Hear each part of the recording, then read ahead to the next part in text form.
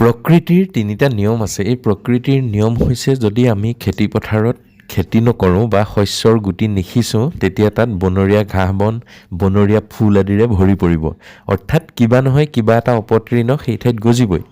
ঠিক সেইদৰে আমাৰ মনটো মগজুত যদি আমি ভাল চিন্তা চৰ্চাৰে ভৰপূৰ কৰি নাৰাখোঁ অথবা সুস্থ চিন্তা চৰ্চাৰ বীজ ৰোপণ নকৰোঁ তেন্তে মগজুত নিগেটিভ চিন্তাই নিজে নিজে বাহ ল'ব।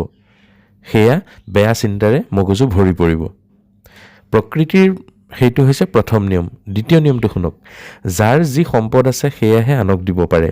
সুখী লোকসকলে আনক সুখ বিলায়, নিজে দুখীসকলে আনকো দুখ বিলায়, জ্ঞানীসকলে জ্ঞান বিলায়। আপুনি যদি আনক হিংসা কৰিছে তেন্তে আপোনাৰ মন হিংসুকতাৰে ভৰি আছে।